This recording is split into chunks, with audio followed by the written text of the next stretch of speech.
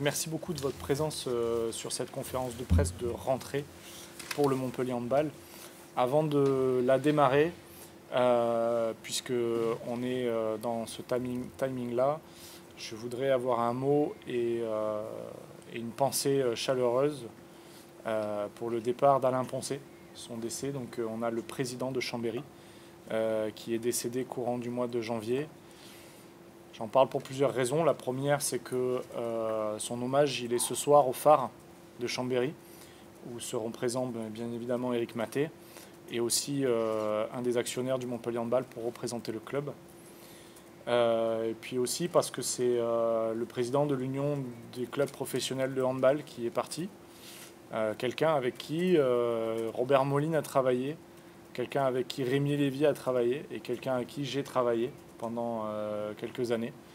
Et j'ai eu plaisir à travailler. C'est quelqu'un qui était au service de notre sport, qui pensait collectif pour notre sport. Donc c'est une vraie perte humaine d'un ami. Et puis après, évidemment, sportive pour notre sport. Enfin voilà, c'est un moment qui a été délicat pour tout le monde. On en parlera tout à l'heure par rapport à l'UCPH et de la gestion de cette période. Mais en tout cas, un moment qui a été compliqué et qui l'est toujours. Et donc, bon vent Alain, et puis qu'il regarde encore le handball de là où il est et qu'il se régale, je l'espère. Voilà. Maintenant, je vais parler rapidement du mondial, comme je le fais toujours, parce que finalement, cette conférence de presse, chaque année, elle clôture le mondial pour qu'on rebascule à nouveau sur les clubs et sur ce qui est essentiel pour nous et le démarrage de la deuxième partie de saison de notre championnat, de notre coupe, enfin de nos coupes France et Europe. Donc déjà pour exprimer la fierté d'avoir 9 joueurs qui ont joué ce championnat du monde, 9 joueurs qui ont performé avec leur équipe nationale. Évidemment, je pense que nos Suédois sont assez déçus de leur performance de groupe, mais eux-mêmes ont performé, donc je suis content pour eux. Georgie aussi, qui a vécu ses premières sélections en équipe A d'Espagne, en tout cas sa première grande compétition en équipe A d'Espagne. Donc c'est une bonne chose pour lui. Ahmed Echam, qui a eu pendant le mondial quelques soucis physiques, mais qui a fini par jouer et jouer fort contre nous même. Donc pareil, un joueur qui est en forme. Brian, avec nous aujourd'hui, je lui ai dit juste avant, j'en suis très fier parce qu'il a vécu le premier quart de finale de l'histoire du Brésil. Et quand je dis qu'il l'a vécu, c'est qu'il a été un des artisans, voire l'artisan, notamment pour le match de qualification, puisque sur le match où le Brésil se qualifie, c'est Brian qui est élu meilleur joueur du match et qui le mérite. Donc très heureux pour lui qu'il ait vécu ça. Et puis ensuite, nos médaillés. Déjà les Français, bronze. Donc Rémi, Charles et Karl qui, je le sais, ne sont pas là où ils auraient aimé être, mais d'un autre côté, ils reviennent médaillés avec un groupe qui est en reconstruction et surtout ils finissent le mondial sur une bonne note, sur une victoire. Et ça, c'est très important à la fois pour le moral et pour la dynamique groupe. Donc félicitations à eux. Et Véron, qui finalement a peu joué, mais a fait partie du groupe, qui est vice-champion du monde avec la Croatie. Parce que pour être vice-champion du monde, quand on a une équipe qui n'est pas forcément attendue là à ce niveau, c'est que tout le groupe est dans cette dynamique. Donc Véron en fait partie, donc je voulais le féliciter. J'en profite quand même pour glisser un petit mot sur, et on en parlera plus tard, par rapport à la recrue du Montpellier Handball, le Zvonimir Serna, quand même, que je voudrais féliciter, même si ce n'est pas un joueur du Montpellier Handball aujourd'hui, ça en sera un la saison prochaine. Élu meilleur joueur du quart de finale, élu meilleur joueur de la demi-finale. Voilà, donc je suis très fier aussi de pouvoir me dire que ce joueur-là portera les couleurs du Montpellier Handball l'année prochaine. Voilà. On clôture le mondial et on rebascule Montpellier Handball. Je vais vous donner un petit peu... Dominique. Il y a eu quand même un pépin mondial avec Lucas. On en parlera après. On en parlera après, alors, parce qu'en plus, c'est même pas au mondial. Pour ça que, mais bon, effectivement, voilà, on en parlera juste après, quand on en sera aux sportifs. Mais pour en arriver aux sportifs, vous le savez, j'aime bien faire dans ces moments-là, j'aime bien balayer l'ensemble du projet, vous dire un peu où on en est, sur les aspects différents sur lesquels on travaille au quotidien, qui sont les aspects économiques, politiques, structurels, tout ça au service du sportif. Sur le plan économique, aujourd'hui, on s'était fixé des objectifs pour cette saison et on va les atteindre. On va les atteindre, donc cette saison, on avait pris des risques, je le rappelle, sur la saison précédente et celle-ci, sur laquelle on avait poussé notre masse salariale. Pour cette saison, on est arrivé à nos objectifs. Donc économiquement, on est heureux aujourd'hui d'avoir une quarantaine de partenaires privés supplémentaires. On a quelques baisses des collectivités, mais elles sont maîtrisées. Finalement, économiquement, on va réussir à aller au bout de cette saison et de façon, en tout cas dans les prévisions, de façon positive. On reste prudent sur les saisons suivantes. Même si on recrute, même si on continue à investir, on reste prudent parce que vous le savez, on n'aura pas de nouvelles de nos collectivités avant fin février et on ne sait pas quelles seront ces nouvelles sur les saisons suivantes. Donc on reste prudent malgré tout, on reste ambitieux. Et donc c'est pour ça qu'on a maintenu nos réflexions sur la saison prochaine, mais les saisons d'après. Mais voilà, aujourd'hui, économiquement, on a cette saison qui est positive. Et donc, on attend de voir un petit peu comment l'horizon va être sur les saisons suivantes. Le département, c'est une grosse participation? Le département, c'est la deuxième collectivité qui investit le plus. Il y a des partenaires privés qui font un peu plus, mais il n'y en a pas beaucoup. Je dirais que c'est le 5e partenaire du club, quoi. Donc, qui donnerait plus de sous on a porté notre soutien à la lettre de Kléber Mesquida vers le gouvernement. Enfin, j'ai apporté mon soutien directement. Aujourd'hui, on est sur on est sur de l'alerte de Kléber, du président Mesquida, pardon, puisqu'on est quand même sans décision définitive qui ont été annoncées. Maintenant, on le sait que ça peut être touché de façon importante dès la saison prochaine. On n'a pas de visibilité pour le moment, donc il est difficile d'en parler. C'est pour ça que je parle surtout de cette saison. Et j'espère qu'on pourra sauver ce qu'on sauvera pour les saisons prochaines. Maintenant, il faudra qu'on réagisse dans tous les cas, on le sait. Mais en tout cas, c'est vrai que c'est un des risques pour les saisons à venir, quoi. Et on verra ce que le handball pourra donner sur les saisons suivantes, en espérant qu'on soit aussi compétitif. Maintenant, depuis 5 ans, on a des baisses de collectivité qui sont de l'ordre de 300 à 400 000 euros sur les 5 dernières saisons, et une augmentation du partenariat privé de l'ordre de 700 à 800 000 euros. Donc pour le moment, le travail du service commercial et de l'ensemble du club est très positif. On arrive à avoir une dynamique positive malgré tout, pour le moment. Sur le plan politique, je vais enchaîner d'abord sur les relations avec les collectivités. Donc effectivement, on a la collectivité forte qui soutient le Montpellier Handball, c'est la métropole, liée avec la mairie. Donc le président Michael Delafosse, président de la métropole et maire de Montpellier, réaffirme sans cesse son soutien. Et la réalité, c'est qu'aujourd'hui, on arrive à avoir une constance dans les subventions, qui fait qu'on voit ce soutien, et puis on le voit aussi au quotidien de sa présence, quand on veut lui parler, quand on veut échanger sur des projets, il est là. Idem pour la région, la présidente Carole Delga. On va voir ce que ça donne tout ça sur les années suivantes, mais en tout cas, cette saison, il devait y avoir une forte baisse qui avait été annoncée de leur part. On a réussi par des échanges, des rencontres, à maintenir ce qu'on avait jusqu'à maintenant. Donc pareil, on a une dynamique qui est stable avec la région Occitanie. Et puis pour le département de l'Hérault, pour le moment on avait de la stabilité. Cette saison on a de la stabilité par rapport aux saisons précédentes. On verra ce que ça donne, mais en tout cas on sait qu'on a le soutien plein et complet du président Kléber Mesquida. Sur l'autre volet politique qui est handball, Je ne sais pas si vous le savez, mais il va y avoir les élections de la présidence de la Ligue nationale de handball à fin mars, dans lequel le Montpellier Handball prend part en grande partie, puisque je suis membre du comité directeur de la Ligue nationale de handball, et je suis aussi membre du comité exécutif de l'UCPH, l'Union des clubs professionnels de handball, qui est l'organe majoritaire dans ce moment. Donc aujourd'hui, on a établi une stratégie avec Alain Poncet et l'ensemble du comité exécutif. On a décidé d'aller jusqu'au bout de cette stratégie, d'honorer les volontés d'Alain Poncet qu'on partageait avec lui à l'époque.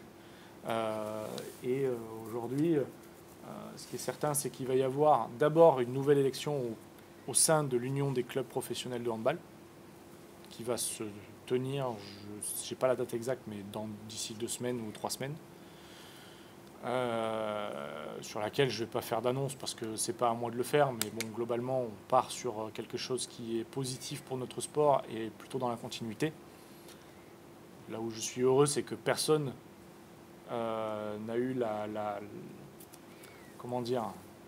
l'envie et la tentation du fait du départ du président, du décès du président, de vouloir prendre une place et tout changer. Et ça, c'est bien. Ça prouve un peu que notre sport reste un peu uni malgré tout. Et dans nos décisions, on avance collectivement. Donc d'abord, présidence de l'Union des clubs professionnels de handball et ensuite présidence de la LNH sur laquelle on prendra part et on sera acteur majeur. En tout cas, je serai acteur majeur avec le club. Le candidat qui avait été choisi, c'est à un certain moment où il est toujours d'actualité ou ça Oui, les discussions qu'on a avec la personne qui s'était portée candidate est toujours d'actualité. C'est quelqu'un qui vient de la région des Alpes Savoie, Haute-Savoie. Donc évidemment qu'on s'est posé la question à un moment donné par rapport au décès d'Alain, s'il allait continuer, s'il allait être toujours aussi motivé. Il nous a donné sa motivation et prouvé qu'il était toujours dans cet objectif-là. Maintenant, il y a encore des étapes. Il faut que les différentes familles du handball soient d'accord. Il faut qu'ils l'acceptent. Il faut qu'il y ait une élection. Et avant toute chose, il faut qu'on réaffirme notre position, nous, en tant qu'UCPH, avec la nouvelle présidence. Voilà. Mais en tout cas, c'est quelque chose qui va dans le bon sens. En ce qui concerne l'Europe, donc toujours membre du board du Forum Club Handball, qui est l'équivalent de l'UCPH, mais au niveau européen. Pas de changement majeur, on est toujours présent. Il va y avoir un siège en moins en France dans le board, parce qu'on a perdu des places au classement. Donc normalement devrais sortir du board, mais y rentrer par un autre biais, parce que j'ai affirmé que je voulais m'investir toujours et que le Montpellier Handball souhaitait s'investir pour le développement du handball national et international. Et donc ils m'ont dit on va réfléchir à une place qui pourrait être faite pour moi, mais dans le board physiquement ce sera le Paris Saint-Germain et Thierry Omeyer, c'est quand même plus facile pour lui, c'est son métier. Il est constamment dans toutes les réunions quand il le faut. Et puis, bon, quelque part, il a mon soutien aussi, on en a parlé, parce qu'on a de vrais échanges et que Thierry n'hésite pas à soutenir le handball français, des fois, même quand le PSG pourrait être mis à l'honneur par rapport aux autres clubs, notamment quand il y a eu ces idées de Super League à 8 clubs. Paris a été un des clubs qui s'est opposé, alors même qu'il faisait partie de ces 8 clubs. Voilà. Enfin, qui pouvait faire partie de ces 8 clubs. Donc, pareil, toujours l'objectif de faire partie des discussions et du développement du handball européen. Au niveau structurel, pareil, plusieurs aspects. Le premier, c'est notre structure à nous. MHB Event, déjà. MHB Event, maintenant, c'est entre 50 et 70 événements par an. Ça fonctionne bien avec un budget qui est équilibré maintenant. Donc pour une entreprise qui a 2 ans et demi, c'est plutôt bien. C'est une bonne chose, surtout avec un restaurant à l'intérieur. Non, c'est quelque chose qui est positif, très positif. Et aujourd'hui, on espère, on imagine que le développement de cette société, de cette structure, pourra nous permettre d'apporter des fonds supplémentaires au club dans les années futures. En tout cas, c'est en bonne voie, avec de nombreux événements encore à venir, donc c'est plutôt une bonne chose. Donc l'événementiel prend part importante au FDI Stadium, et même en dehors, puisqu'on a fait un événement en dehors il n'y a pas longtemps. En tout cas, dans le Montpellier Handball, de plus en plus, et cette stratégie commence à payer. L'association, elle, c'est plutôt positif. J'ai rarement l'habitude d'en parler parce que c'est quelque chose qui fonctionne très bien depuis de nombreuses années. On a quand même 920 licenciés aujourd'hui. On est l'association, j'aime bien le répéter, la plus importante de France dans le handball, numéro 1. Sachant que le handball est le deuxième sport avec le plus de licenciés. Donc on est numéro 1 chez les numéro 2. Et c'est aussi surtout avec notre structure que notre développement, notre image, tout ça fait la réussite de notre association, dans laquelle il y a aussi notre académie, qui est devenue une académie mixte. Et donc j'en viens sur les filles, qui, vous le savez maintenant, ça fait 6 mois que le Montpellier Handball a une équipe féminine en National 1, donc 3e division pour l'équipe première, et puis après 2 autres catégories représentées.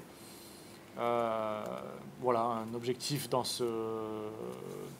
le fait d'avoir le Montpellier Handball féminin, c'est d'abord de structurer, de former et derrière donc de gagner. Voilà, pour éviter de se brûler les ailes et d'aller trop vite. Donc voilà, c'est plutôt en bonne voie. On a fait quelques matchs ici au FDI Stadium et je pense qu'on va continuer à en faire de plus en plus quand le stade est disponible. Donc voilà, le handball féminin commence à prendre une belle place ici au Montpellier Handball.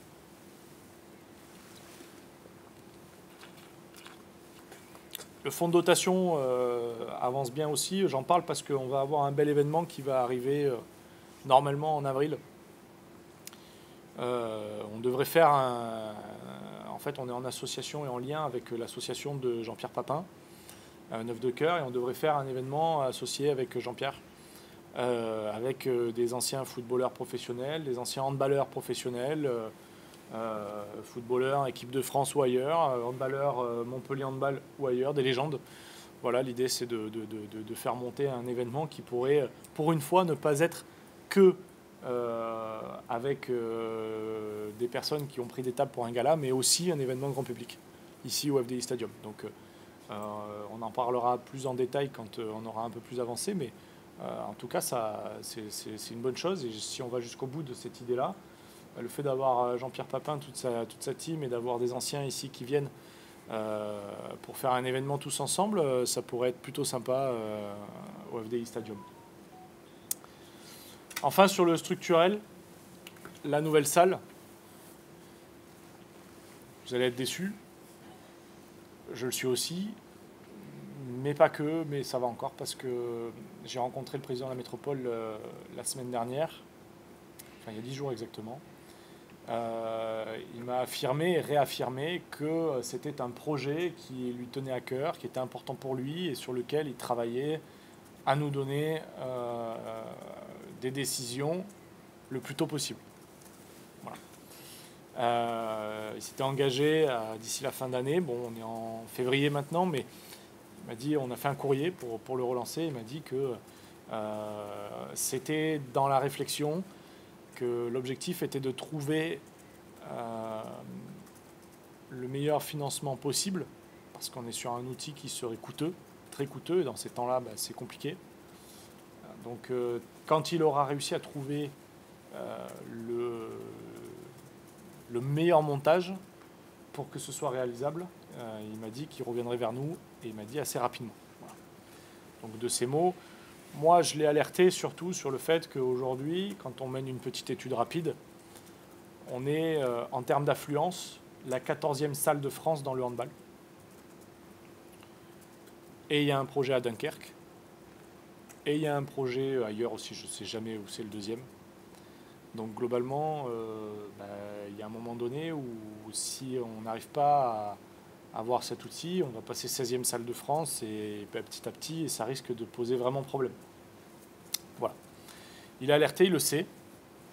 Et puis encore une fois, il m'a dit de façon plutôt positive ils avaient étudié le projet, qu'ils avaient quelque chose d'établi, qu'aujourd'hui ils regardaient surtout le budget, comment le réaliser, et qu'ils reviendraient vers moi pour me donner plus de détails dans, j'espère, les prochaines semaines. Et on reste sur le projet qui a été envisagé à Gramont. On reste sur un projet localisé vers Gramont, mais ça peut être une salle handball comme une salle multiple. Pour le moment, c'est ce sur quoi il y a besoin aussi de prendre des décisions, et que c'est pas nous qui avons la main, c'est la métropole là-dessus, et qu'on attend un peu leur retour. En tout cas, oui, c'est pas trop un secret qu'il y a les études qui sont faites là-bas. Donc maintenant, on verra quelles seront les décisions. Toujours d'une capacité de 6 000. Nous, on table toujours sur une capacité de 6 000. On table toujours sur le fait d'être dans un endroit où il y a de l'activité et qu'il y a des transports en commun qui y amènent. Et on table toujours sur le fait qu'on puisse au moins candidater sur la gestion de l'outil. C'est pour ça que le fait qu'MHB Event se développe, c'est une bonne chose pour nous. L'intérêt, c'est de vous signer avant les élections. Mon intérêt à moi et celui du club, c'est que ce soit établi avant les élections pour que ce soit un vrai sujet pendant les élections et que ce soit entériné et acté, quoi. Parce que plus on attend, plus on se dit, aujourd'hui c'est peut-être 2029, demain ce sera peut-être 2030, 2031, 2032. Bon, et à un moment donné, plus on repousse, plus on l'aura tard. Sauf que Dunkerque, son nouvel outil, je crois que c'est l'an prochain.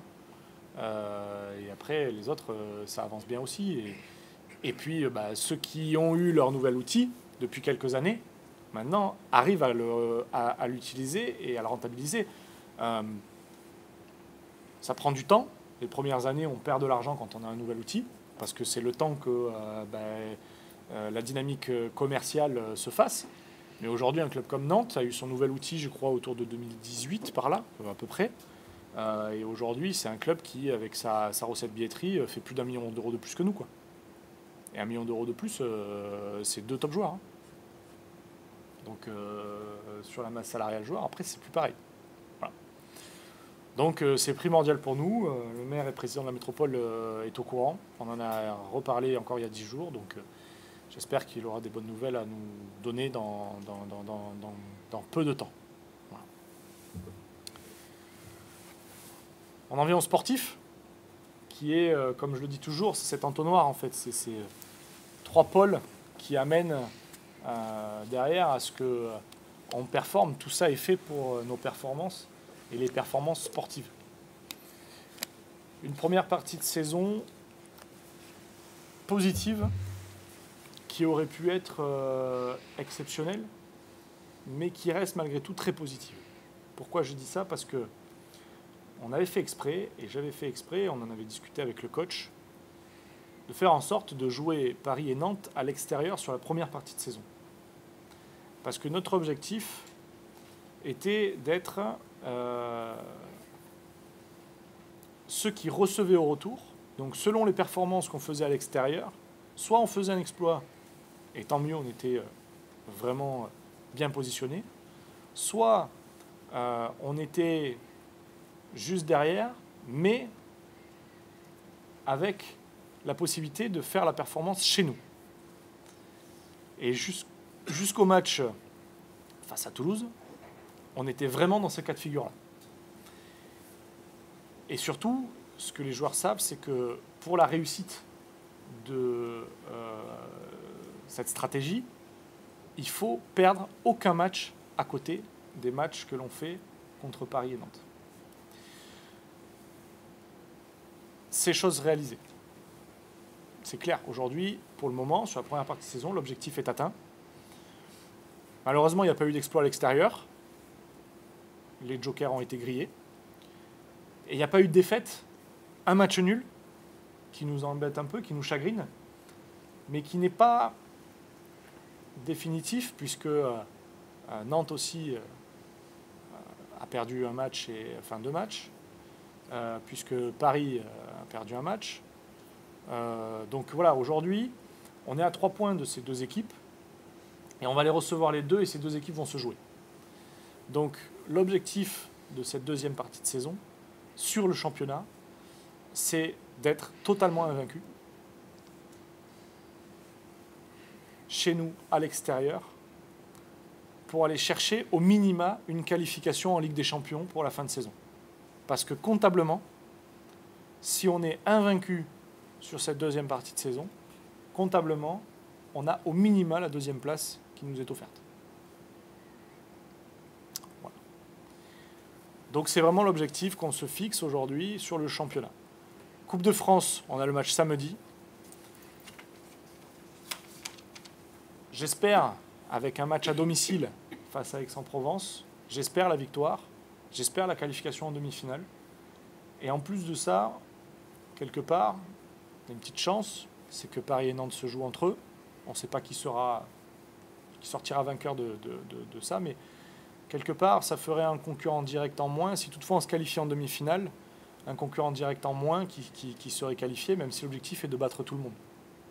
Avec, je l'espère, à l'arrivée, un match en finale face à l'un d'entre eux, mais pour tout ça, il faut d'abord gagner le quart de finale et d'abord gagner la demi-finale. Mais l'objectif, il est clair, je l'ai dit en début de saison, c'est d'aller à Bercy. Et sur la Coupe d'Europe, pour le moment, tout va très bien. Tout va très bien, aucun accroc. On s'est qualifié sur les phases de poule de la meilleure des façons. Aujourd'hui, on a un maximum de points dans notre groupe. On a des matchs à jouer qui sont très intéressants, qui vont commencer à nous mettre dans une vraie compétition. On va commencer à avoir quelques concurrents. L'objectif, évidemment, il est la qualification en quart direct. Et l'objectif final, il est surtout la qualification en Final Four. Voilà. C'est un objectif qu'on avait fixé en début de saison et on le conserve. Mmh. On est d'accord. Ouais. Donc aujourd'hui, sur cette deuxième partie de saison, je dirais que tous les voyants sont au vert et c'est à nous de jouer.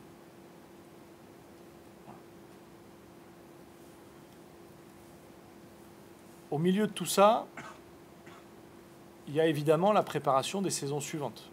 Là où je suis content, c'est que 90% du travail a été réalisé avant Noël. Ce qui veut dire qu'aujourd'hui, j'espère et je souhaite, et on aura une discussion avec les joueurs cette semaine, j'espère et je souhaite que peu importe le statut des joueurs, c'est-à-dire des joueurs qui restent, qui ont prolongé ou pas, qui partent l'an prochain, etc., il faut se concentrer à 200% sur cette fin de saison pour le Montpellier Handball, pour le groupe que représentent ces joueurs, qui, j'en suis certain, ont envie de gagner quelque chose ensemble. Et c'est ça qui va être primordial et qui va être numéro 1 face à tout le reste. Parce que vous avez eu toutes les annonces qui ont été faites jusqu'à maintenant, en tout cas la plupart, pas toutes, on réserve toujours un petit peu, je voulais aussi clarifier les choses. Alors, qu'on soit clair avant que je donne le go, parce que je sens que Florent est sur le qui-vive pour appuyer sur le bouton, je vais vous présenter les contrats qui sont signés pour la saison prochaine. Ça ne veut pas dire que c'est l'équipe définitive, mais on est sur une ossature, on va dire, sur 90% de l'effectif qui sont présentés aujourd'hui.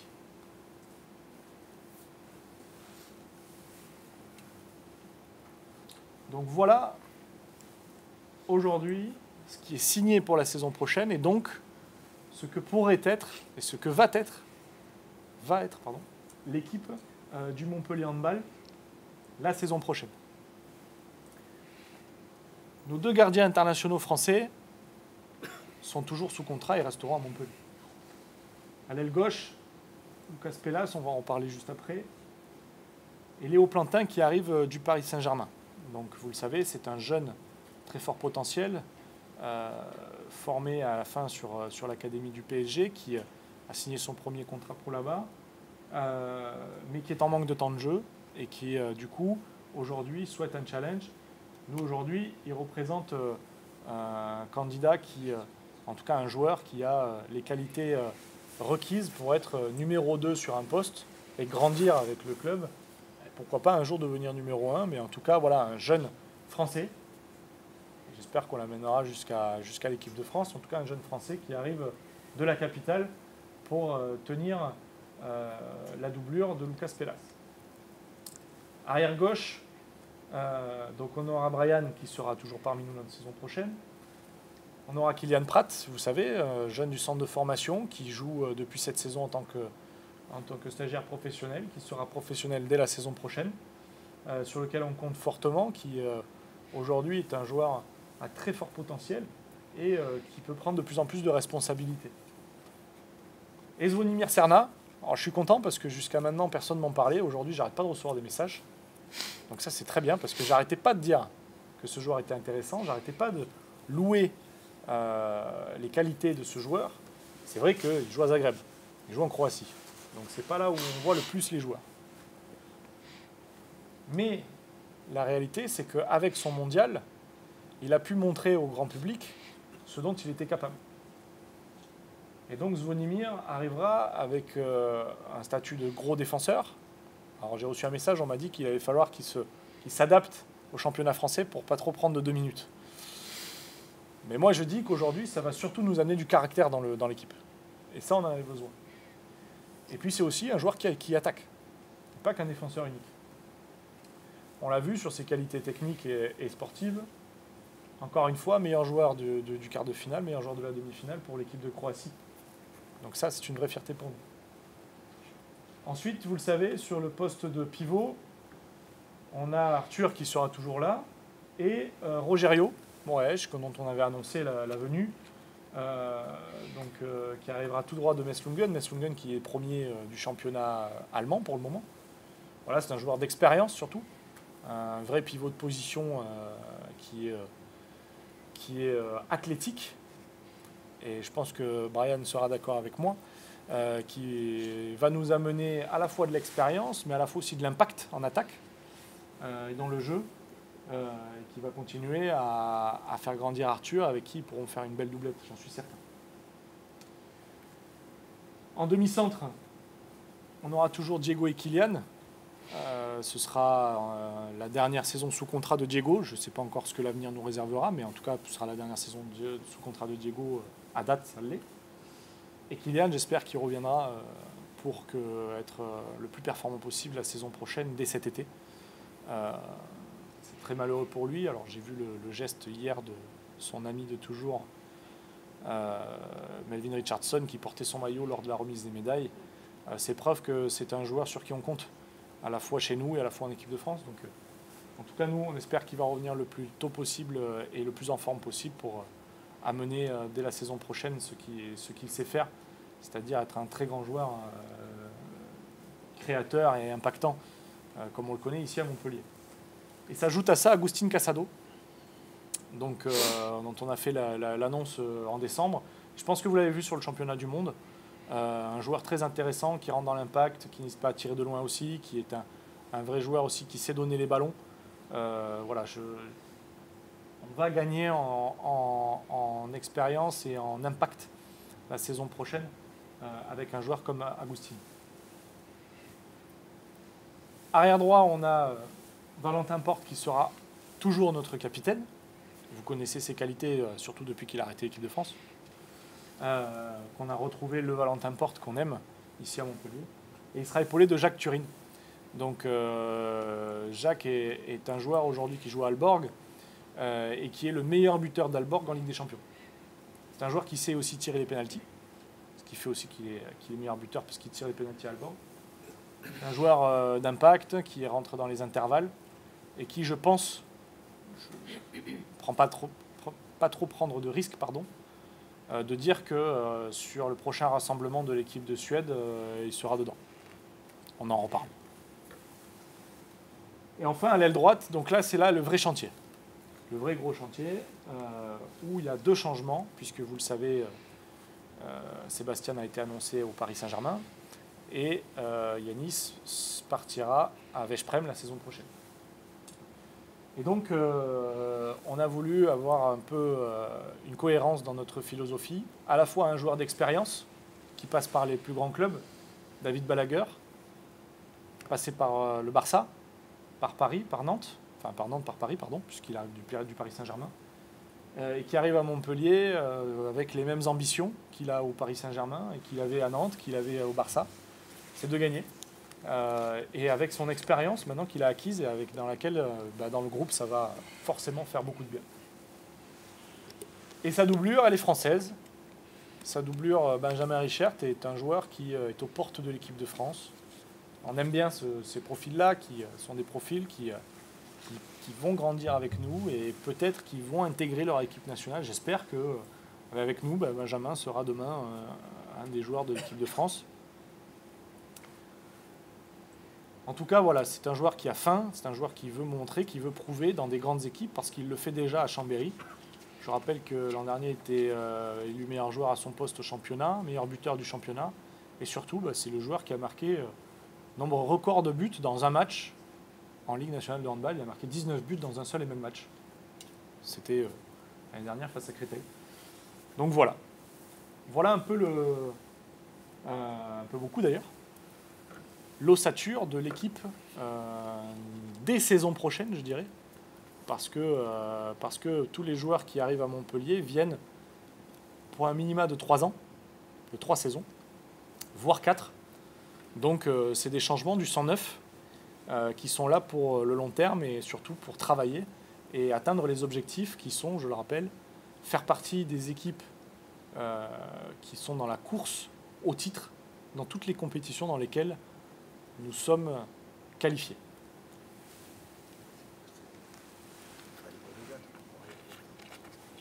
Une passe décisive de mon ami Dominique. Donc effectivement, on a une belle annonce à vous faire aujourd'hui et j'en suis le premier très heureux parce que, d'où la présence de Brian aujourd'hui. Brian, c'est un joueur que j'affectionne beaucoup et pas uniquement sportivement. C'est un joueur qui, dans le groupe et dans le club, est plus que positif et je pense que beaucoup de clubs rêveraient d'avoir un joueur comme Brian dans son effectif, tant sportivement que humainement. Je suis heureux qu'aujourd'hui, hier on ait entamé des discussions qui étaient dans un sens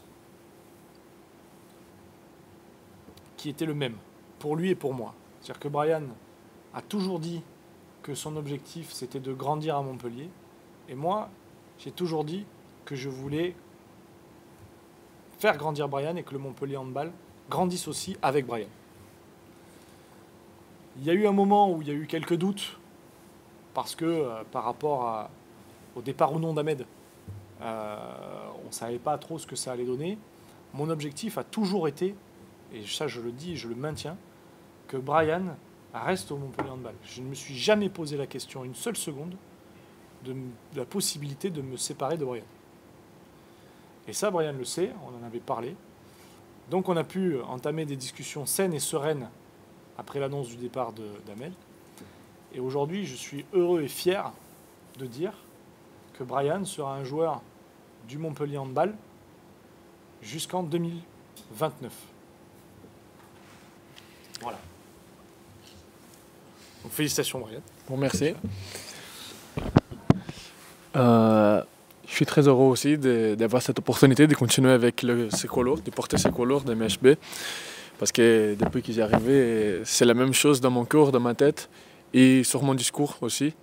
Que j'aimerais grandir à Montpellier avec ces couleurs et de continuer à écrire cette histoire qu'elle est très belle pour tous qui voient ça dehors France, dehors Europe. Bon, merci et belle art. Félicitations. C'est important pour nous et pour moi. Brian aujourd'hui est un joueur qui se développe au niveau national et international. On le sait, dans les grands rendez-vous, il sait répondre présent. La preuve en est, c'était combien 11 buts face au Barça je crois. À Barcelone. Oui. Surtout, là on l'a vu, même avec l'équipe du Brésil, c'est un joueur qui a porté son équipe nationale jusqu'au quart de finale. C'est un joueur qui, Brian, doit encore gagner en régularité sur tous les matchs, mais à son âge, déjà sur les performances qu'il a, c'est exceptionnel. Et on dit souvent que les joueurs à Montpellier, ils viennent, ils font des performances et après ils repartent. Aujourd'hui, on a la preuve que on a des joueurs qui viennent, qui font des très belles performances et qui restent parce qu'ils veulent continuer à gagner et qui veulent continuer à se développer et à gagner sous les couleurs du Montpellier Handball. Et ça, c'est une vraie fierté pour nous, c'est une vraie fierté pour le club, une vraie fierté pour moi, aussi et surtout parce que j'apprécie beaucoup Brian. Merci. Brian, qu'est-ce que tu penses de cette équipe prochaine? Non. Oui, pour moi, c'est trop de changements, mais bon, comme le président l'avait dit, on essaie de trouver des joueurs d'expérience et fait que les jeunes fait ce changement avec eux. Et bon, il faut voir ce qui va se passer la saison prochaine. On ne peut pas parler de futur. Ce qui sera primordial pour Brian et pour l'ensemble du groupe, ce sera l'été prochain, l'intégration, la création du groupe. Ce sera vraiment primordial pour le début de la saison prochaine. C'est-à-dire qu'on va avoir 1 mois et demi de prépa qui seront déterminantes pour la suite des compétitions. Voilà. Et ça, effectivement, on a beaucoup de changements, c'est réel. Maintenant, est-ce que c'est pas le 109 dont on avait besoin pour passer de candidat au titre à titré? J'en sais rien. L'avenir nous le dira. Moi, ce que je dis aujourd'hui, c'est qu'on a bâti cette équipe avec le coach. C'est important de le dire. C'est l'équipe du coach, aussi et surtout, parce que ces joueurs-là ont les qualités que le coach cherchait. Et surtout, pour moi, ces joueurs-là ont prouvé tous, et même Brian avec sa prolongation, que ce sont des joueurs qui veulent jouer et gagner avec le Montpellier Handball. J'en ai même un d'entre eux qui, financièrement, on ne savait pas si on pouvait aller jusqu'au bout ou pas, et dont l'agent lui-même, tout le monde a appelé Eric, nous a appelé pour nous prouver que c'était des joueurs qui avaient envie de jouer pour Montpellier. On a envie de se donner pour le Montpellier Handball. Et quand on a des joueurs comme ça, qui jouent dans les plus grandes compétitions internationales, qui vous appellent pour vous dire, moi, mon club, le prochain, c'est Montpellier, comment on fait pour y arriver? Ces joueurs-là, il faut les prendre. A contrario, quand on vous dit, moi, je veux aller ailleurs, aucun intérêt de conserver des joueurs qui veulent partir. Donc voilà pour ces bonnes nouvelles. Je terminerai sur une nouvelle un peu moins bonne. On en parlait tout à l'heure, donc Brian ne le savait pas d'ailleurs. La blessure de Lucas Pelas sur le tendon d'Achille. Donc une blessure qui peut être très longue. Une blessure en tout cas qui fait que cette saison on ne le reverra plus sous les couleurs du Montpellier Handball. Et qui a fait qu'il a fallu être très réactif. Alors, je vous en parle parce que ça sert strictement à rien que je fasse une conférence de presse aujourd'hui et que je vous officialise demain alors qu'on est là en face tous ensemble. Donc je vais vous officialiser dès maintenant le fait qu'on a trouvé un joker. On en parlera nous, club, demain sur nos communications, mais vous pouvez en parler dès maintenant, il n'y a aucun problème. Et d'ailleurs, parce que j'ai très mal écrit. Donc ce week-end a été un week-end de recherche de joker, évidemment, parce qu'il faut que l'on garde, je vous l'ai dit tout à l'heure, tous les feux sont au vert, c'est à nous de jouer, il faut que l'on garde cette compétitivité. Et pour ça, il fallait trouver un joker médical. Et donc, notre choix s'est porté sur, alors je ne sais pas si je le prononce bien, Dagur Gotason. Je ne sais pas du tout si je le prononce bien, on verra ça demain, puisqu'il arrive demain. Donc je lui demanderai comment ça se prononce. Pardon ? Alors, c'est écrit D-A-G-U-R, G-A-U-T-A-S-O-N. Donc, Dagur est un joueur aujourd'hui du championnat norvégien qui a été élu 2 années de suite meilleur joueur à son poste du championnat norvégien, qui l'an dernier était à plus de 77% de réussite. Cette année, il est à plus de 82 ou 83% de réussite. Ça reste un joueur qui est un pari au très haut niveau, en tout cas européen. Maintenant, on est en janvier, février, donc pour trouver un joker médical en février, c'est pas non plus si simple que ça. Malgré tout, quand on a un joueur qui est d'une vraie efficacité, qui souhaite se montrer au niveau européen en portant les couleurs d'un club comme nous, bah, c'est une opportunité à saisir. On avait fait ça à l'époque avec un joueur qui s'appelait Sebastian Karlsson, c'est-à-dire un joueur qui avait des vrais pourcentages de réussite élevés. Et puis bah, ça a payé. Donc on espère qu'avec Dagour, on sera dans ce même schéma-là. Donc attention à prendre avec prudence, puisque ça n'a pas encore été homologué par la DNCG et par la LNH. Ce sera, j'espère, effectif demain ou après-demain. En tout cas, c'est acté avec le joueur et avec le club. J'ai signé son contrat juste avant de venir là. Donc vous voyez, c'est vraiment très frais comme nouvelle. Et il arrive à Montpellier demain soir. Voilà. Oui, c'est un Islandais, ouais. Exactement. Tout à fait. C'est nouveau. Ça change. Mais, et Dagour, aujourd'hui, va être au Montpellier Handball jusqu'à la fin de la saison. Et puis après, on verra la saison prochaine ce qui se passe. On verra l'évolution de la blessure de Lucas. On ne sait pas comment les choses vont évoluer. Donc on verra les décisions qu'on prendra d'ici là. Mais en tout cas, il sera au moins là jusqu'à la fin de la saison. Tout à l'heure, vous disiez que Lucas ne s'était pas blessé pendant le mondial. Il est arrivé, en fait. Non, Lucas s'est pas blessé pendant le mondial. Il s'est blessé en faisant un footing de reprise avant de revenir ici, en fait. Au lendemain du mondial. Ouais, c'est ça. Même sur le lendemain, puisqu'il est éliminé depuis un temps. Et en fait, bah, c'était là, juste avant le week-end, sur un footing. Voilà, parce qu'il voulait revenir à Montpellier sans être... Il était déjà rentré à Montpellier ou il était en Suède? Non, il était en Suède. Et du coup, bah, il reste en Suède le temps de se faire opérer. Sous la supervision de notre staff médical. Voilà. L'Islandais, il a quel âge? L'Islandais, il est de 2000. Donc il a 24 ans, ouais, 24 ans, bientôt 25, je pense. Oui, parce que je crois qu'il est de mars. Donc il est de 2000, ouais, tout à fait. Oui, il pourra jouer en Coupe d'Europe. Alors il faut que toutes les instances valident le contrat. Normalement, ça devrait être bon parce que dans notre budget, ça rentre dans le sens où bah, forcément, avec la blessure de Lucas, bah, on a pris le delta et on a recruté en fonction. Mais bon, c'est juste que c'est pas encore validé. Mais normalement, il pourra jouer toutes les compétitions. Et j'espère dès samedi, la Coupe de France.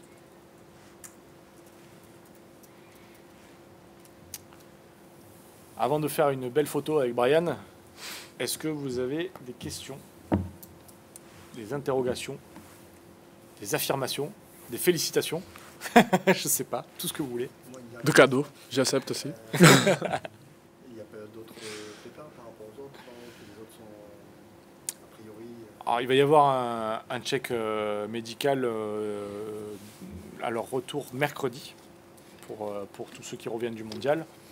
En tout cas, de connus, il n'y a pas de problématique. Et même Ahmed aujourd'hui a rejoué. Et, alors, on va examiner, on va voir, sous couvert de notre staff médical. Mais en tout cas, pour le moment, s'il y a pépin, on n'est pas au courant. Mais normalement, il ne devrait pas y en avoir. On revient d'un mondial. Chaque année, il y a pas mal de blessures. Bon, là, il y en a une. C'est très embêtant. Mais c'est moins que d'habitude. Alléluia. Puis surtout, des joueurs qui ont été élus meilleurs joueurs de leur match, qui sont motivés parce que très performants. C'est ce qu'il faut. D'autres questions? Vous avez montré qu'il restait encore quelques joueurs pour leur contrat qui s'arrête en 2026. Vous savez mieux que moi que quand on a un an de contrat sur ces joueurs-là, c'est toujours là où il faut agir. Est-ce que vous pouvez nous en parler? Je pense notamment à Rémi. Est-ce que vous avez entamé les discussions? Est-ce que ça en est là-dessus? À date, non, il n'y a aucune discussion qui a été entamée. Alors ça peut arriver sur la deuxième semestre. Après, vous savez, aujourd'hui, avec l'environnement économique du handball, il est réel que jusqu'à maintenant, il y avait toujours des discussions 1 an et demi à l'avance. Je constate que c'est de moins en moins le cas.